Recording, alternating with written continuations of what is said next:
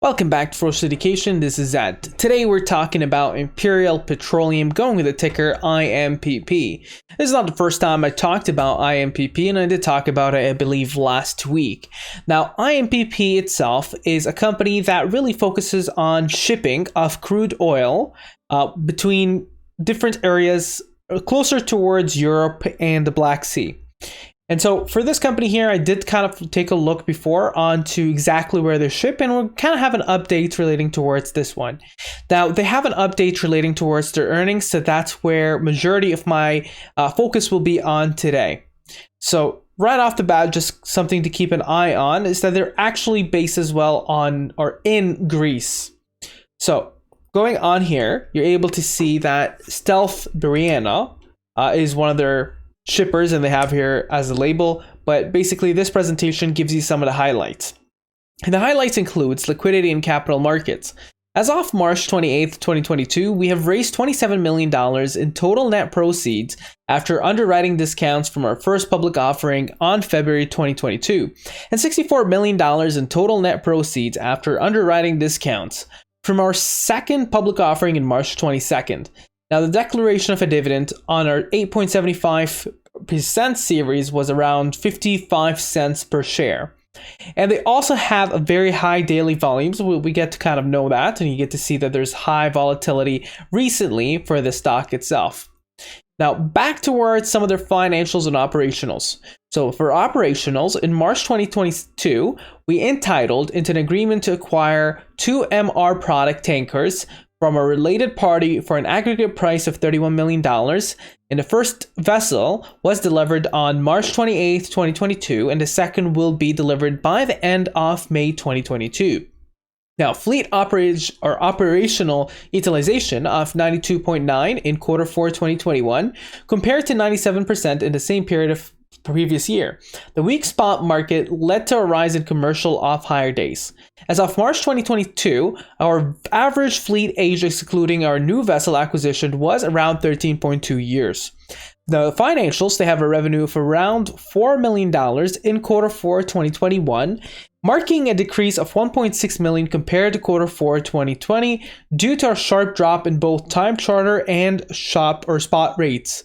The EBI TDA is around $8.8 million, so around $800,000 in Q4 2021, and a net loss of around $1.5 million.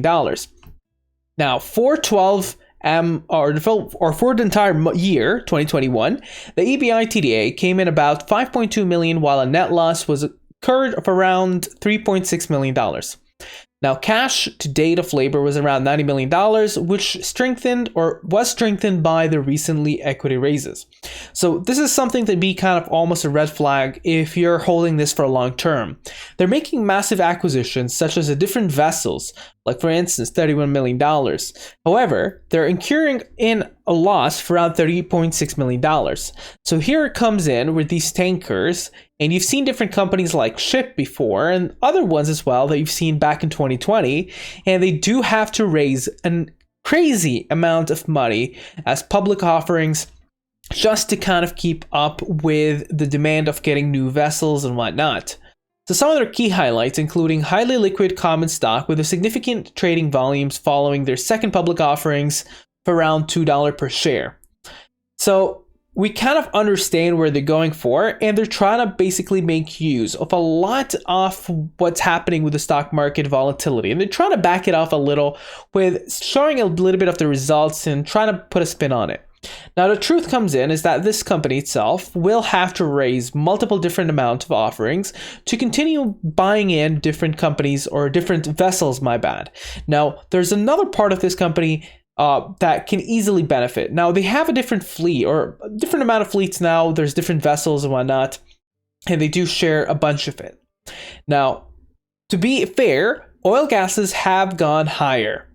So if they've gone higher and some vessel or some kind of pipeline, especially with the Russia-Ukraine thing going on right now, will be going offline or not be expanded, such as I believe it's called the Nord Stream 2. And this company here can benefit in that, but in all sense, this company needs to make sure that they can or are able to turn around that net losses to net profits, so the people at least buying the stock and investing in it can focus on the long-term potentials through this company without worrying about a lot of offerings. Now, we don't have much valuations yet updated on E-Trade. It should be coming up sometime soon. Institutional buyers, we don't currently have any declarations of institutional buyers. Before moving on towards technical analysis, if you would like to see more content like this, make sure to click the subscribe button and notification buttons on for this channel. It's on the bottom right. And don't forget to drop a like. Let's move on towards technical analysis now. Now, I'm currently limited to my access to my usual platform as I'm recording this one at a different time of the night, and they're currently going on towards maintenance. So right now I'm using TradingView, so it's a very simplistic kind of platform that I'm currently using with the different indicators that I have. But the first thing I have here is the moving averages, and I have 7, 30, 50, 100, and 200 SMAs. And so what you see here is that the price point is currently underneath all these moving averages. And these kind of start putting in different resistance level for the stock. First resistance level, for instance, would be at 159, and then 240, and then 182. Now you also have the stock price itself in the relative strength index showing that it's neither overbought or oversold. So it's somewhere right in the middle. But the good news is when you're seeing the MACD, and we're using, by the way, 1 day perspective, is that it previously gone through a negative reversal and currently it is making its way towards a positive reversal.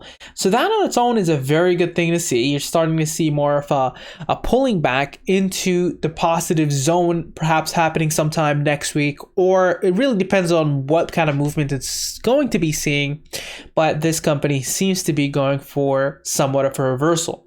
Now, after that, we can go ahead and plot a couple of things. The first thing we can plot is the Fibonacci retracements. And we'll take in consideration basically almost all the price points since it's a new stock or a new basically put in stock in the market. Now, right off the bat for Fibonacci retracement, I'll take the highest point recent time, 751, all the way to the bottom, closer to around 40 or 50 cents. Now, the first resistance is at 215, followed by that 318, $4, 483, 601, and 751. Meanwhile, the support is sitting at 50 cents. So that's on Fibonacci retracements. However, we can start taking a look into some supports. So the first support is at 113. Below there, you're seeing another one going around 97 cents, and then 66 cents, and then 48 cents. Now, support-wise, you're seeing a support at 132, and then higher to that, or actually the first support, my bad, would be a 40, or resistance was 48, 161, and then 181, and then 210, and then coming up to high around 240, and then maybe 346, but definitely seeing one at 428, going higher to 505, and then 748. Just to kind of confirm again, I know I first said that the first support, I believe, was 148. That is true, but then resistance. I said support, it's supposed to be saying resistance, so that's true. And then 160, 178, so you kind of get the point here. Coming into the question to add, what do you think is going to happen here? Now, this company here, I do, of course, wish to see really good balance sheet information coming up soon. That is always kind of an interest for me. I always wish the best for a company to succeed. I'm more off on the long side rather than the short side. And for this company here, there is kind of a couple of red flags. First, now their net revenue is actually net loss. They don't have a net revenue. It's a net loss. It's not looking good. They're going ahead and acquiring different tankers. Now, generally, that is good because you want to have more operational tankers going around to get you more money. With the price of gas, they can charge perhaps a little bit more in cases. I'm not exactly sure the economics between the price of gas and tanker kind of profits. But overall, you're starting to see that there might be a correlation there in terms of the Russian-Ukraine war coming in towards these tankers being used in Europe. But the other part of it is that they need to continue raising more money through the stock market in order to be able to afford these tankers. And you get to see that that strategy definitely hits or really hurts the long investors for this company. What do you think about this ticker? Make sure to mention down in the comments below. Share, subscribe, and like, and have a wonderful day.